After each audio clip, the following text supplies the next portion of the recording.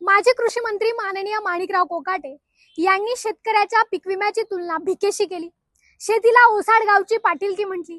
आम्ही हुब्या पिकाचे पंचनामे करतो, आता काय ढेकळांचे करायचे का, असं म्हणत शेतकऱ्याच्या दुःखाला मीठ चोळलं. हेही कमी म्हणून की काय, शेतकरी पिकाला हमी मागत असताना साहेबांची सभागृहात रमीही खेळून झालं.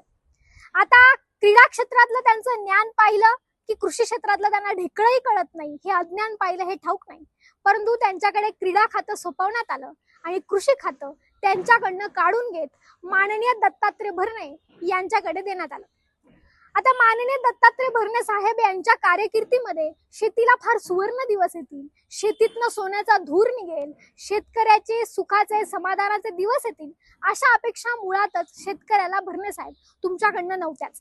पण हो, किमान शेती आणि शेतकऱ्याचा अपमान होणार नाही, त्याचा मान सन्मान राखला जाईल एवढी मात्र अपेक्षा होती. पण तेवढी अपेक्षा पूर्ण झालीच नाही. देशाचे पंतप्रधान माननीय नरेंद्र मोदी साहेब, माजी देशाचे पंतप्रधान माननीय पंडित जवाहरलाल नेहरू साहेब यांच्या पंतप्रधान पदाचा कार्यकाळाचा विक्रम मोडत असताना माननीय दत्तात्रय भरणे यांनी सुद्धा माजी कृषी मंत्री माननीय माणिकराव कोकाटे यांचा कृषी, शेती, शेतकऱ्यांचा अपमान करण्याचा विक्रम मोडला आणि शेतकऱ्यांना तुम्ही काय मोठा माणूस, मी साधा माणूस असं म्हणत शेतकऱ्याच्या गरिबीची चेष्टा केली.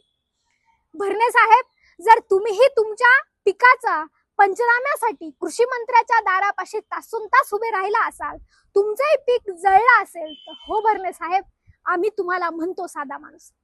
भरणे साहेब, एकदा शेतीवर घेतलेल्या कर्जामुळे आत्महत्याचा विचार तुमच्या मनात आला असेल ना, तर सांगा, म्हणतो आम्ही तुम्हाला साधा माणूस.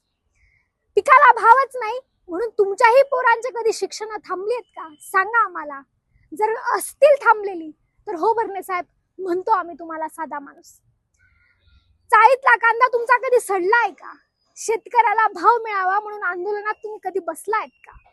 शेतकऱ्याला शेतीमध्ये पाणी भरण्यासाठी रात्रभर तुम्ही बारे द्यायला कधी रात्रभर जागलायत का? जर असेल हे सगळं केलेलं तर हो भरणे साहेब, म्हणतो आम्ही तुम्हाला साधा माणूस. भरणे साहेब, डीएपीची बॅग मिळण्यासाठी तासन तास दुकानात लाईन लावून कधी उभे राहिलायत का? असाल उभे तर सांगा आम्हाला, म्हणतो आम्ही तुम्हाला साधा माणूस. अहो भरणे साहेब, काय चेष्टा करतात शेतीची, काय चेष्टा करतात शेतकऱ्याची. शेतकऱ्याला मोठा माणूस म्हणतात, स्वतःला साधा माणूस म्हणतात आणि स्वतःला साधा माणूस म्हटल्यानंतर अवघे काही क्षण होत नाही आणि अवघ्या काही क्षणात तुम्ही तुमच्या इनोव्हा, फॉर्च्युनर सारख्या आलिशान गाडींमध्ये बसतात.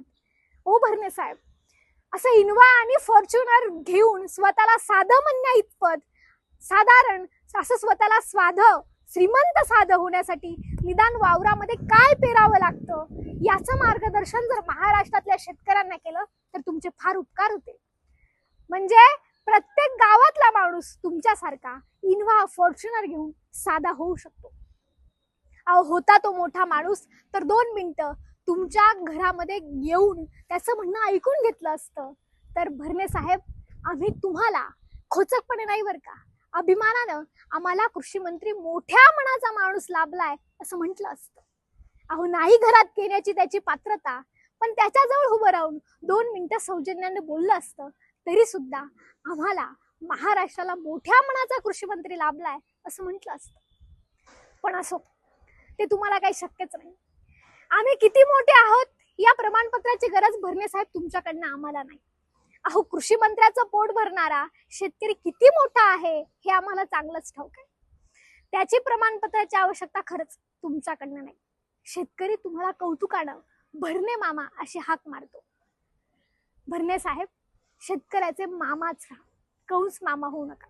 बाकी कंसाच्या प्रवृत्तीचं इथे काय होतं हे नवाने सांगण्याची गरज नाही. जय हिंद, जय महाराष्ट्र, जय जवान, जय किसान.